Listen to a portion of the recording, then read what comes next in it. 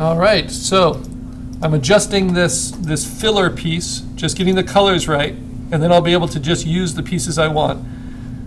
I've decided I want to make the shadows a little bit cooler.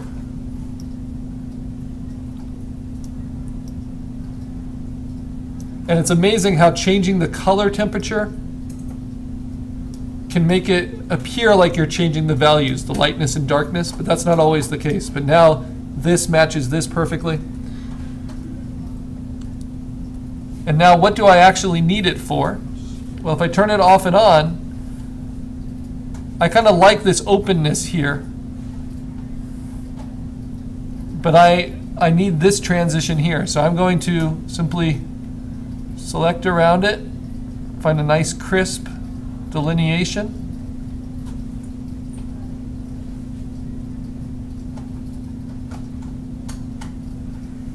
And delete that out.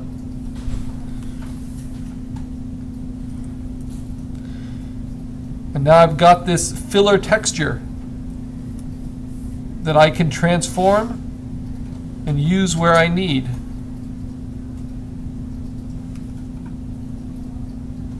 And I think I want this to go in front of my rocks here so that those bottoms transition a little bit better. So I'm going to move that layer up using Command right bracket. I think I'm on the wrong layer. Yes, indeed. Where is my filler?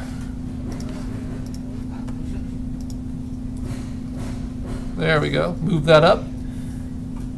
And now I want to erase away from it with 100% opacity, 100% hardness for now.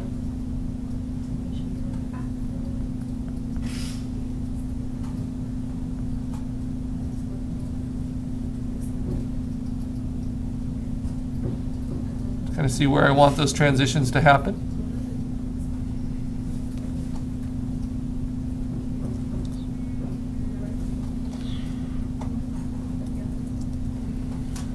Okay, and that's my rough cut.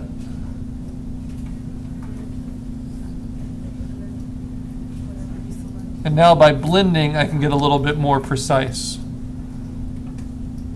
Slightly less hardness, slightly less opacity, much smaller. I can blend them in, get these edges to work more seamlessly.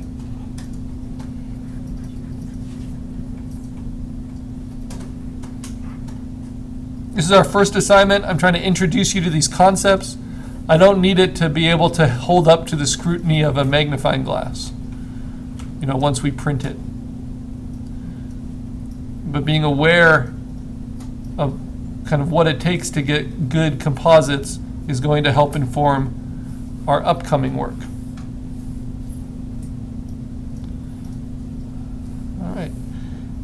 Now you can see by the end of today, I'm still going to have little artifacts that need to be cleaned up in almost every layer. But what I'm trying to do is work to cover up my sketch and replace it all with pieces. And I'm getting there, but it needs a little bit more work still. So now this big rock, I know I wanted that right about here to cement that corner, kind of establish scale. It's right there in my sketch. I'm going to loosely cut it out. I like the reds. I don't like all the sand around it.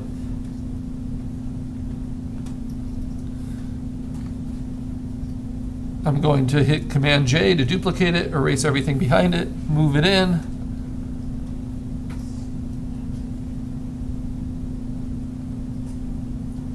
Whoops. Now I just want to cut it out. Now the sky here is very different than the edge of the rock, so I can use the magic wand. Hold down Shift, add to it, have contiguous turned on. So it's only selecting the pixels that are touching each other. And just keep clicking with Shift turned on, as long as it doesn't start selecting inside the rock, and then hit Delete. That will do a nice job cutting it out for me.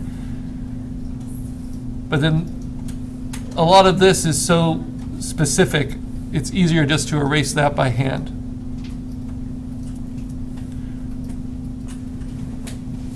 So we're getting used to this now.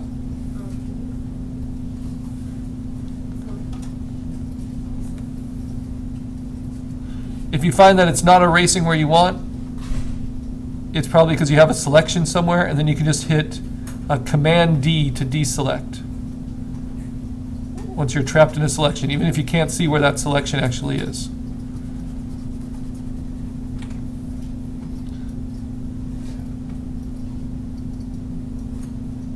Again, I love organic matter because I can actually cut into this rock and not have to worry too much about it. But before I cut too much away, I actually want to keep these dark shadows.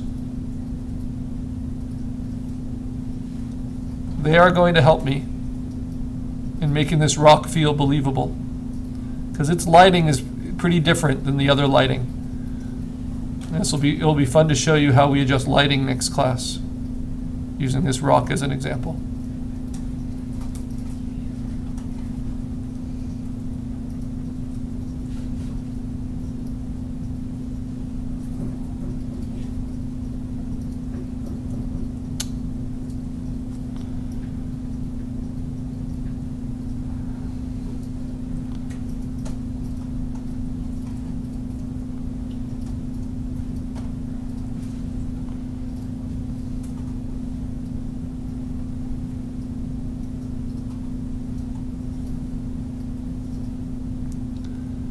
I'm going to keep a lot of those shadows, even the ones around these reddish stones.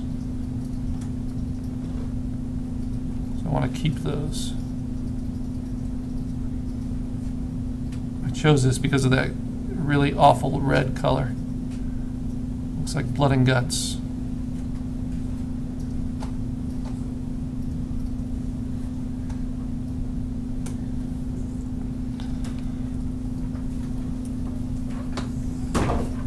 All right.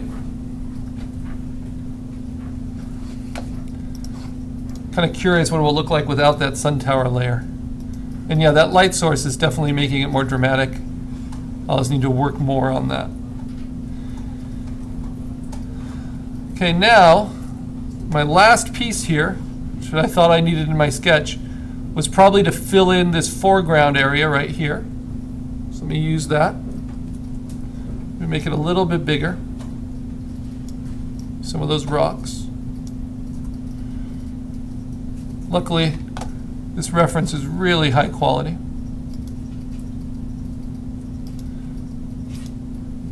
Let me use the magic wand, get all that sky out of there because the horizon doesn't line up.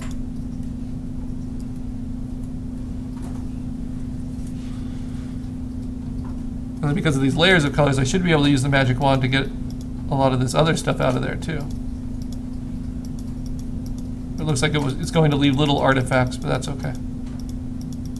I'm just holding down Shift and then clicking on all the areas it hasn't selected yet. And then just deleting from there.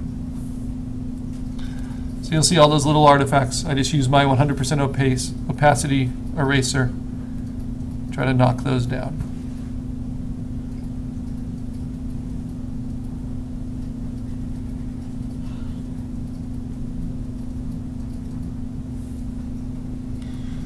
Okay, the other thing I can do is see if moving this layer back behind helps.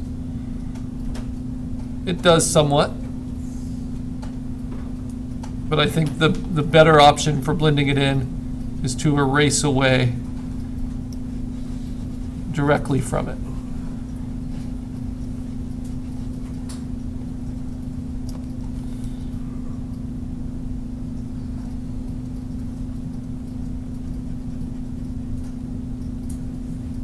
Like so.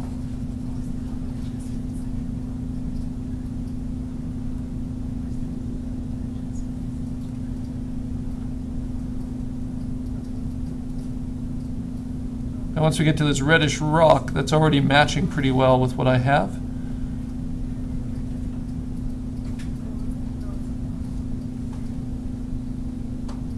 so that I can work on softer ways to transition it.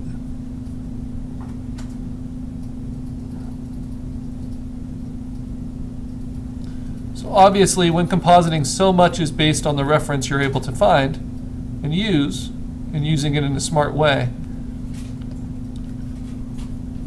And you might see all that limitation on the reference as being a pretty big creative limitation. But I see it as the opposite. I see it as all these little problems you have to solve, and making things work together allow you to come up with really creative solutions that are unique to your own thinking. And ultimately, that's what I like to see in the work of others. All right. Now here's another trick. I'm using just a small part of that reference, but I've got all this other good filler. What I could do is select that part out of it that I'm using, duplicate it onto its own layer, take the other big chunk of it,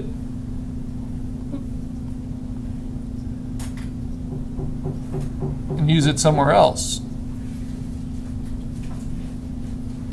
Like maybe back there. But I don't need all of it. I just want this chunk right here. So I duplicate that out and I erase the background. Come on.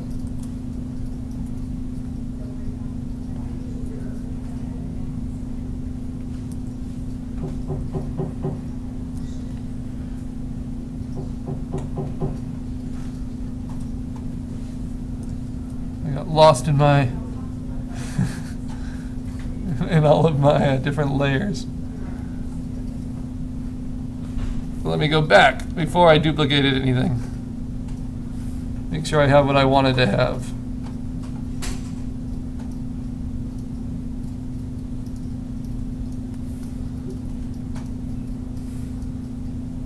All right, so I have this portion right there. Good. Then I take this layer, I'm going to move it, put it in the background here. There's a nice transition. But I only need this chunk of it. Duplicate that out and erase the layer behind. There we go.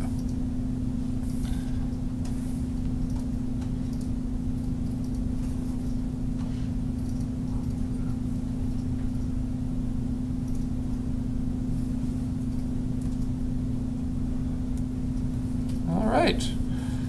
So this is looking pretty good for today. I have a little bit of my sketch still peeking through, and I'm going to show you how I'm going to fix that. I'm going to use this storm cloud layer, and instead of just transforming it by making it bigger or smaller, though I could certainly do that, I'm going to do what's called distorting it. Again, it's organic, so I can. And I'm just going to drag it up a little bit.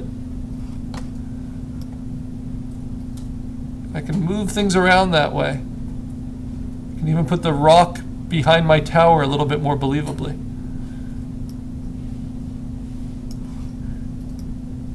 And ultimately, I'd like to get that peak in my composition in a way that looks believable. Helps set the scene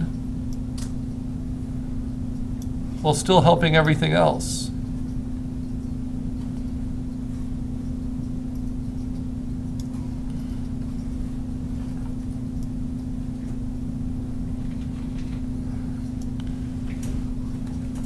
So that's starting to work pretty well.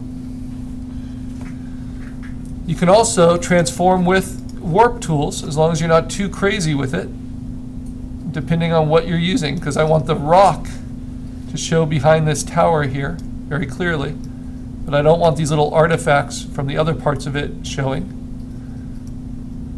I'm just going to warp it a little bit.